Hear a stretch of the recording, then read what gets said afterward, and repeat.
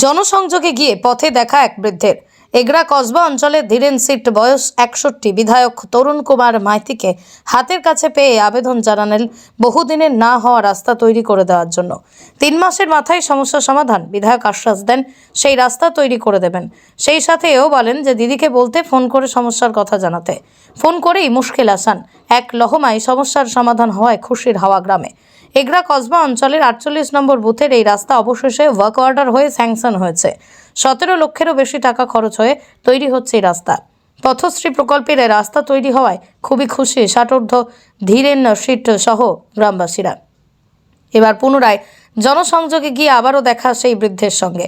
দীর্ঘদিনের না হওয়া রাস্তা অবশেষে সমস্যার সমাধান হওয়ায় খুশি ধীরেন সিট বাবু সহ এলাকাবাসী। প্রথমে জানাই আমাদের মুখ্যমন্ত্রী মাননীয় মমতা ব্যানার্জি মহাশয়াকে। তিনি মুখ্যমন্ত্রী না, সে আমার মা। তারই দয়ায় আজকে শুধু আমি নয়, এলাকাবাসী তথা পশ্চিমবাংলার সব মানুষ সুখে দুঃখে তিনি দাঁড়িয়েছেন। সব সুবিধা, সব ভালো মন্দ সব কিছু তিনি দিচ্ছেন।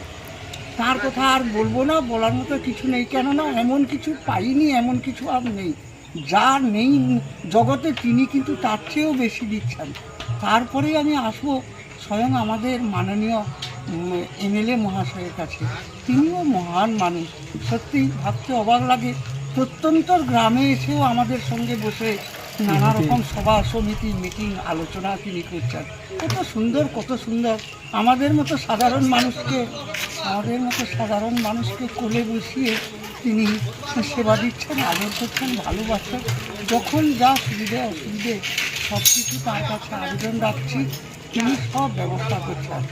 আর তেমন কিছু তার সম্পর্কে বলার নেই। তো বড় কথা, এই মুহূর্তে এমএলএ সাহেব কিছুদিনের আগে আমাদের অঞ্চলে এসেছিলেন।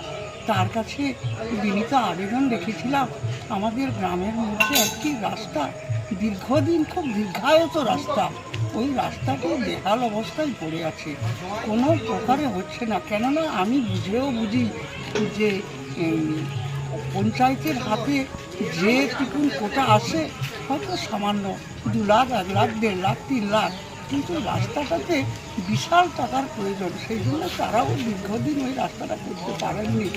তো এমএলএ সাহেব আসতে তার কাছে আবেদন রেখেছিলাম। তিনি বলেছিলেন যে লোকসভা ইলেকশনের আগে ওই রাস্তাটা তিনি করে দেবেন। সত্যি আজকে তিনি এসেছিলেন। কি গর্ব, কি আনন্দ আমাদের। ওই রাস্তাটা তিনি ব্যবস্থা করেছেন, মাল বোয়া হয়ে গেছে। এগরা বিধানসভার বিধায়ক তরুণ কুমার মাইতি একদিকে শিক্ষক, অন্যদিকে এলাকার বিধায়ক রূপে এলাকায় বারে বারে জনসংযোগ করে মানুষের কাছে পৌঁছে যান, শোনেন মানুষের সুখ দুঃখের কথা, সমস্যার সমাধান করেন অতি শীঘ্রই। তারই ফলস্বরূপ এগরা কসবা অঞ্চলের দীর্ঘদিনের রাস্তার সমাধান হলো নিমেষেই। বৃদ্ধের মুখে হাসি ফুটিয়ে স্বভাবতই খুশি বিধায়ক। আমার বিধানসভা ক্ষেত্রে প্রত্যেকটা অঞ্চলে প্রায়শই আমি জনসংযোগে যাই। তো একবার এরকম একটি জনসংযোগ কালে এগরা 1 নম্বর ব্লকের কসবা এগরা অঞ্চলে ধীরেন সিটবাবু তার পাড়ার একটি রাস্তার কথা বলেছিলেন। আমি ওনাকে অনুরোধ করেছিলাম যে আমি আমার মতো করে দেখবো, যেমনি তারাও যেন সরাসরি মুখ্যমন্ত্রীকে ফোন করে রাস্তার আবেদন জানান। তো সেই রাস্তাটি খুব আনন্দের সঙ্গে জানাচ্ছি, এবারে পথশ্রীতে স্যাংশন হয়েছে, টেন্ডার হয়েছে, ওয়ার্ক অর্ডার দেওয়া হয়েছে। 17 লক্ষ টাকারও বেশি খরচ করে সেই রাস্তাটি নির্মিত হবে এবং ধীরেনবাবু এবং তার যারা সেই এলাকার বাসিন্দা আছেন তারা সকলে এই রাস্তাটার দ্বারা ভীষণভাবে উপকৃত হবেন। দীর্ঘদিন না হওয়ার রাস্তা তারা পেয়েছেন, তাই তারা আনন্দিত এবং আপ্লুত।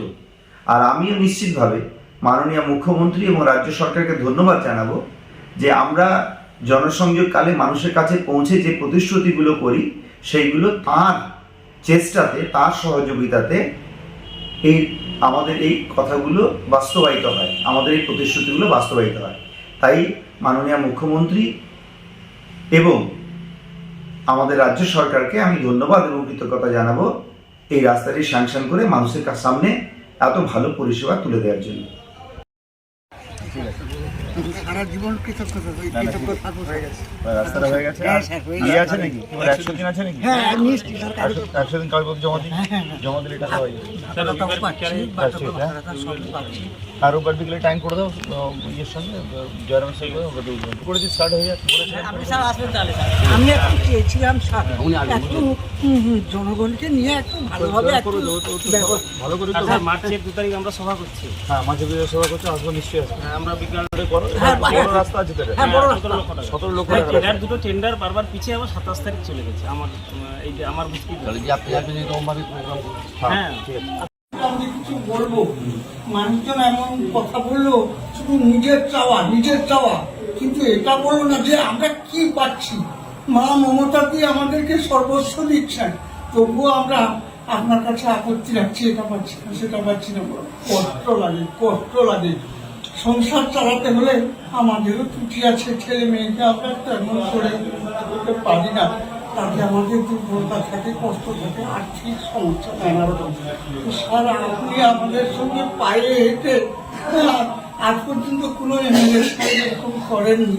আপনি এসে সত্যি আমি তো সেই জন্য আমাকে এসেছি, আপনার যার যার কথা হবে, কথা বলার জন্য যাদের নিজেদের কথা বলতে একটু পারে। আবেদন রাখুন।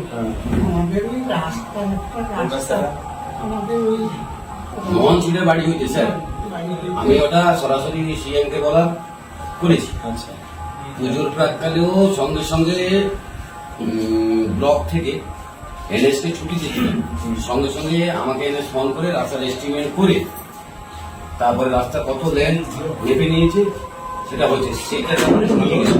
আর ব্যাপারটা বলি, সেদিন আমাদের নেতাজি ইন্ডোর স্টেডিয়ামে মুখ্যমন্ত্রী সভা ছিল। মুখ্যমন্ত্রী সেখানে পরিষ্কার বললেন যে সরাসরি মুখ্যমন্ত্রীকে বেশ কিছু রাস্তার লোক চেয়েছে, তো তিনি সেই রাস্তার ব্যবস্থাগুলো করছেন, যেগুলো মুখ্যমন্ত্রী দপ্তরে গেছে সেই রাস্তাগুলো মুখ্যমন্ত্রী বানাবেন, মানে প্রায়োরিটি ভিত্তিতে আগে অগ্রাধিকার দিয়ে সেই রাস্তাগুলো হবে। তার জন্য এমএলএদের ফান্ড, এমপি ফান্ড এগুলো সব ব্যবহার করবেন, যে আগে ওই রাস্তাটা মানে আগে মুখ্যমন্ত্রী দপ্তরে যে রাস্তাগুলো জমা পড়েছে সেগুলো আগে হবে।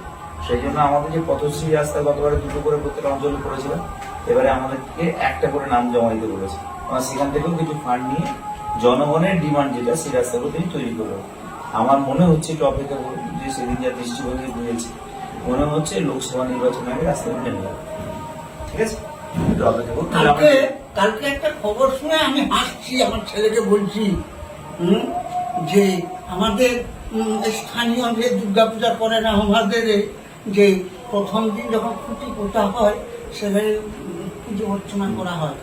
আজকে আপনার বিজেপি সেখানে মিটিং করবে, খুঁটি পুজো করছে। এই হচ্ছে তাদের নীতি, এই হচ্ছে তাদের এই।